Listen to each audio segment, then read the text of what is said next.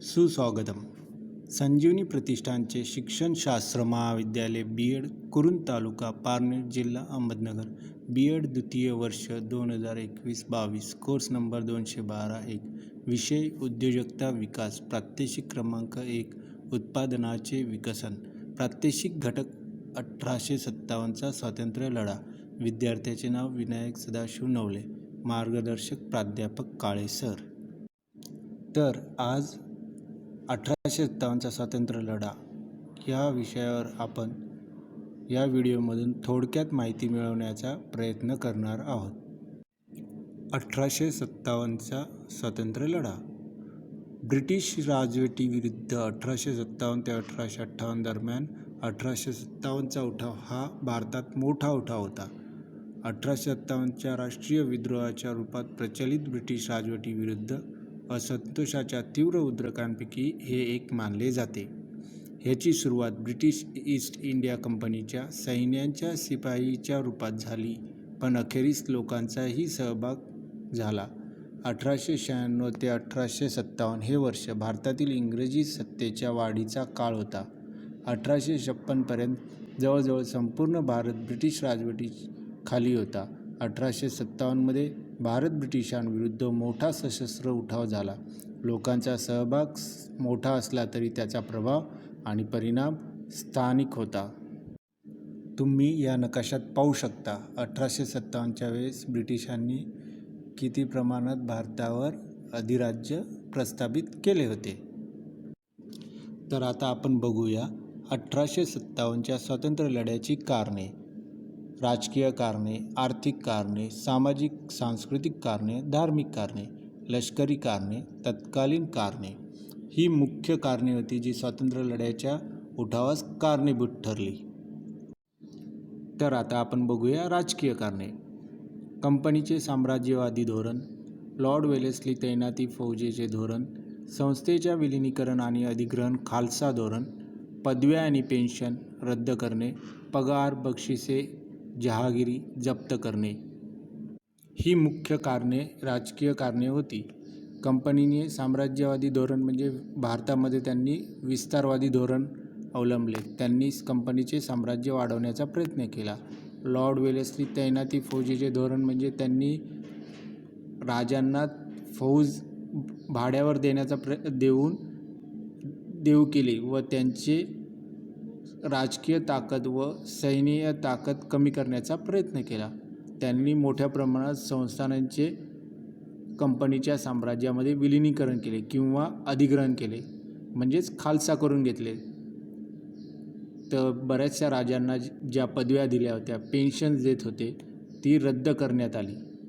जे जहागिरी, बक्षिसे, पगार जे दिले जात होते ते सुद्धा भारतीय राजांचे बंद करण्यात आले. ही मुख्य राजकीय कारणे होती. तर आपण आता आर्थिक कारणे बघूया. मोठ्या प्रमाणात महसूल वसूल करणे, शेतकऱ्यांना जबरदस्तीने सावकाराकडून व्याजाने कर्ज घेण्यास भाग पाडणे. ब्रिटिश धोरणाने भारतीय हस्तकलांना परावृत्त केले, त्यामुळे उद्योजकांच्या विकासात सहाय्यक नव्हते ते. ब्रिटिश जास्त हस्तक्षेप करत, त्यामुळे जमीनदारांना त्यांची स्थिती गमावल्यासारखे वाटू लागले. थोडक्यात काय तर ब्रिटिशांनी जो महसूल ठरवला होता तो मोठ्या प्रमाणात ते वसूल करत. दुष्काळ असला तरी त्याच्यात सवलत देत नव्हते, उत्पन्न कमी आले तरी सवलत देत नव्हते. जो महसूल ठरला आहे तो वसूलच करत होते. शेतकऱ्यांना मोठ्या प्रमाणात जबरदस्तीने सावकाराकडून कर्ज घेण्यास भाग पाडले जाई, कारण त्यांना नगदी पिकाचे उत्पादन घ्यावे लागत. ब्रिटिश त्यांना मोठ्या प्रमाणात नगदी पिकांचे उत्पादन घ्यायला लावत असे, कारण त्या काळात इंग्लंडमध्ये औद्योगिक क्रांती झाली होती. त्यामुळे मोठ्या प्रमाणात कच्च्या मालाची गरज असल्यामुळे शेतकऱ्यांना ते जबरदस्तीने नगदी पिके घेण्यास भाग पाडत. त्यामुळे शेतकऱ्यांना सावकाराकडून कर्ज घेणे भाग पडत होते. ब्रिटिश धोरणाने भारतीय हस्तकलांना प्रवृत्त केले. त्यांनी कंपनीतून तयार झालेले उत्पादन मोठ्या प्रमाणात भारतीय बाजारपेठात आणल्यामुळे व ते स्वस्तही असल्यामुळे भारतीय हस्तकलांचे जे उत्पादन होते त्याच्यावर मोठ्या प्रमाणात परिणाम झाला. त्यांची विक्री घटली. त्याचबरोबर ब्रिटिशांनी मोठ्या प्रमाणात जमीनदारां आणि शेतकरी यांच्यामध्ये मोठ्या प्रमाणात हस्तक्षेप सुरू केला. त्यामुळे जमीनदारांना त्यांची स्थिती किंवा त्यांची जी काही आहे जमिनी आहेत ह्याच्यामध्ये गमावल्यासारखे वाटू लागले. त्यामुळे जमीनदारही ब्रिटिशांच्या विरुद्ध जाऊ लागले. ही मुख्य आर्थिक कारणे होती जे 1857च्या उठावास हातभार लावले. तर आता आपण सामाजिक, सांस्कृतिक, धार्मिक कारणे बघूया. मूळ भारतीयांबद्दल वांशिक भेदभाव, ख्रिश्चन मिशनऱ्यांद्वारे धार्मिक प्रसार, सतीचे उन्मूलन, विधवा पुनर्विवाह कायदा आणि स्त्रियांच्या शिक्षणासारख्या सुधारणा पारंपरिक भारतीय समाजास हस्तक्षेप म्हणून पाहिले गेले. मशिदी, मंदिरे इत्यादींवर कर लावणे. थोडक्यात काय तर मूळ भारतीय वंशीय लोकांना आणि ब्रिटिशी वंशीय लोकांना यांच्यात भेदभाव करू लागले. उदाहरणार्थ, भारतीय वंशाच्या लोकांना कमी पदवीचे, कमी दर्जाचे काम देणे, ब्रिटिश वंशीय लोकांना उच्च पदस्थ नेमणे, त्यांना जास्त पगार देणे इत्यादी काम केले जाऊ लागले. त्याचबरोबर ख्रिश्चन मिशनऱ्यांद्वारे मोठ्या प्रमाणात धार्मिक प्रसार होऊ लागला. त्यामुळे इतर हिंदू धर्मीय लोकांना व इतर धर्मीय लोकांना ख्रिश्चन बनवण्यास सुरुवात होऊ लागली. त्याचबरोबर हिंदू धर्मातील काही चालीरीती, परंपरा बदलण्याचा त्यांनी प्रयत्न केला. उदाहरणार्थ, सतीचे उन्मूलन, विधवा पुनर्विवाह कायदा, स्त्रियांच्या शिक्षणाच्या सुधारणा इत्यादी सुधारणांमुळे त्यांना हिंदू धर्मामध्ये मोठ्या प्रमाणात ब्रिटिश लोक हस्तक्षेप करतात असे वाटू लागले. त्याचबरोबर त्यांनी मशिदे, मंदिरे इत्यादींवर कर लावला. लष्करी कारणे. हिंदी शिपायावर निर्बंध लादणे. लष्करातील उच्च पदांची पदे भारतीय सैनिकांना न देता फक्त ब्रिटिश सैनिकांना देणे. हिंदी सैनिकांना अत्यंत अपमानास्पद वागणूक देणे. हिंदी सैनिकांना दाढी करणे, गंध लावण्यास परवानगी न देणे इत्यादी लष्करी कारणे होती. थोडक्यात काय, हिंदी शिपायांवर निर्बंध लादण्यात आले.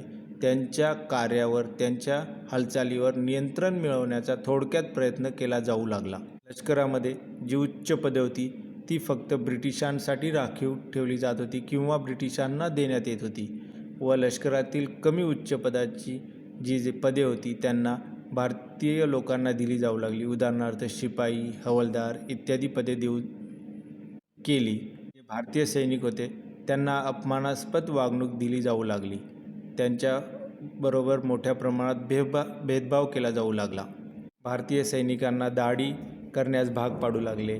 हिंदू धर्मीय लोकांना गंध लावण्यास परवानगी न देणे इत्यादी कारणे लष्करी उठावास कारणीभूत ठरली.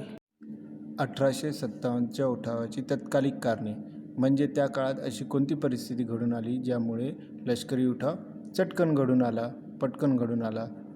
इनफिल्ड बंदुका व चरबीयुक्त काडतुसे. ग्रीस केलेल्या काडतुसांच्या घटनेमुळे 1857चा स्वातंत्र्याचा उठाव उफाळून आला. एक अफवा पसरली की नवीन इनफिल्ड रायफलची काडतुसे गाय आणि डुकरांच्या चरबीने चिकटलेली होती. ही रायफल लोड करण्यापूर्वी शिपायांना काडतुसेवरील कागद चावावे लागे. हिंदू आणि मुस्लिम शिपायांनी त्याचा वापर करण्यास नकार दिला. ही तत्कालिक कारणे होती ज्यामुळे लष्करी बंड उफाळून आला. तर आता आपण 1857च्या स्वातंत्र्य लढ्याच्या अपयशाची कारणे बघूया. अशी कोणती कारणे होती की ज्यामुळे 1857चा स्वातंत्र्य लढा अपयशी ठरला? पहिलं कारण होतं मर्यादित उठाव.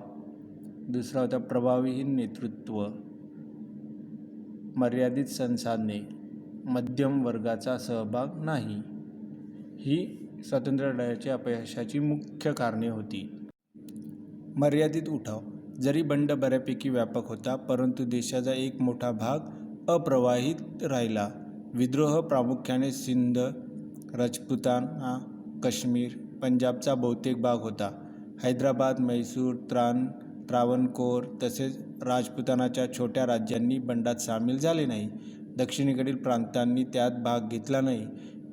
म्हणजेच काय तर सर्वांनी बंडात सक्रिय सहभाग न घेतल्यामुळे मर्यादित उठाव राहिला.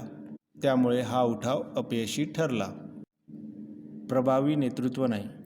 बंडखोरांना प्रभावी नेत्याचा अभाव होता. नानासाहेब, तात्या टोपे आणि राणी लक्ष्मीबाई हे शूर नेते असले तरी ते चळवळीला प्रभावी नेतृत्व देऊ शकले नाही. थोडक्यात काय तर सर्व भारतात प्रभावी असा पूर्ण भारताचे नेतृत्व करणारा प्रभावी नेता न मिळाल्यामुळे हे बंड फसले. मर्यादित संसाधने. बंडखोरांमुळे मनुष्यबळ आणि पैशाच्या बाबतीत संसाधनांचा अभाव होता. दुसरीकडे इंग्रजांना भारतात मनुष्यबळ, पैसा आणि शस्त्रास्त्रांचा सतत पुरवठा होत असे. जे भारतीय होते, जे बंडात सक्रिय सहभागी होते, त्यांना मोठ्या प्रमाणात मनुष्यबळ आणि पैशाची चणचण भासत होती. तर दुसरीकडे इंग्रजांकडे मोठ्या प्रमाणात मनुष्यबळ उपलब्ध होते, पैसे होते, शस्त्र होते. त्यामुळे त्यांना हा बंड मोडून काढण्यात यश आले. मध्यम वर्गाचा सहभाग नाही. सुशिक्षित मध्यम वर्ग, श्रीमंत, व्यापारी, जमीनदारांनी ब्रिटिशांना बंड दडपण्यास मदत केली. एकूण काय तर या बंडामध्ये मोठ्या प्रमाणात शेतकरी व कामगार वर्ग सहभागी झाला. थोड्याफार प्रमाणात राजे रजवाडे सामील झाले. परंतु भारतात त्या काळात मोठ्या प्रमाणात जे मध्यम वर्ग होता, सुशिक्षित मध्यम वर्ग होता, श्रीमंत लोक होते, व्यापारी होते, जमीनदार होते, यांनी या बंडात सक्रिय सहभाग न घेतल्यामुळे या बंडाला व्यापक रूप येण्यास हातभार न लागल्यामुळे हा बंड विफल ठरला. तर आता आपण 1857च्या स्वातंत्र्य लढ्याचा परिणाम थोडक्यात बघूया. कंपनीच्या नियमांचा अंत, ब्रिटिश राजवटीच्या थेट अधिपत्याखाली, धार्मिक सहिष्णुता, प्रशासकीय बदल, लष्करी पुनर्रचना हे महत्त्वाचे बदल या लढ्यामुळे घडून आले. कंपनीच्या नियमांचा अंत. 1857चा महान उठाव हा आधुनिक भारताच्या इतिहासातील एक महत्त्वाचा टप्पा होता. या विद्रोहाने भारतातील ईस्ट इंडिया कंपनीच्या राजवटीचा शेवट झाला. या उठावामुळे कंपनीच्या राजवटीचा शेवट होऊन भारत हा देश डायरेक्टली व्हिक्टोरिया राणीच्या अधिपत्याखाली आला व राणीची राजवट सुरू झाली. ब्रिटिश राजवटीच्या थेट अधिपत्याखाली. आता ब्रिटिश राजवटीच्या थेट अधिपत्याखाली आल्यामुळे काय झाले तर भारत आता ब्रिटिश राजवटीच्या थेट अधिपत्याखाली आला. 1 नोव्हेंबर 1858 रोजी राणीच्या नावाने जारी केलेल्या घोषणामध्ये अलाहाबादमधील दरबारात लॉर्ड कॅनिंग यांची घोषणा केली. भारतीय प्रशासन आणि राणी व्हिक्टोरियाच्या ताब्यात गेले.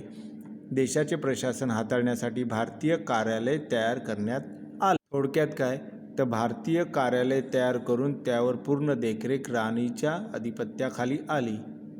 हा मुख्य बदल त्यावेळेस घडून आला. धार्मिक सहिष्णुता. भारताच्या रीतिरिवाज आणि परंपरेकडे योग्य लक्ष दिले जाईल हे आश्वासन देण्यात आले. थोडक्यात काय तर उठावानंतर ब्रिटिशांनी भारतीय लोकांना संपूर्ण धार्मिक स्वातंत्र्य देण्याचे कबूल केले. त्यांना त्यांचे रीतिरिवाज, परंपरा सर्व काही त्यांच्या नियमानुसार पालन करण्याचे स्वातंत्र्य देण्यात आले. 1857च्या उठावानंतर काही प्रशासकीय बदल झाले. कोणते झाले? गव्हर्नर जनरलच्या कार्यालयाची जागा व्हाईसरॉयने घेतली. भारतीय राज्यकर्त्यांचे अधिकार मान्य केले गेले. खालसा सिद्धांत रद्द करण्यात आला. कायदेशीर वारस म्हणून पुत्र दत्तक घेण्याचा अधिकार स्वीकारला गेला. हे मुख्य बदल घडून आले. लष्करी पुनर्रचना. ब्रिटिश अधिकाऱ्यांचे भारतीय सैनिकांशी प्रमाण वाढले, पण शस्त्र इंग्रजांच्याच हातात राहिली. बंगाल सैन्याचे वर्चस्व संपवण्यासाठी ही व्यवस्था करण्यात आली होती. तर आपण आत्ता थोडक्यात 1857च्या स्वातंत्र्य लढ्याची संपूर्ण माहिती घेतलेली आहे. उदाहरणार्थ 1857च्या उठावाची कारणे, त्याची अपयशाची कारणे, 1857च्या उठावानंतर झालेले परिणामांचा आपण अभ्यास केला आहे. हा संपूर्ण व्हिडिओ पाहिल्याबद्दल मी तुमच्या सर्वांचा आभारी आहे. धन्यवाद.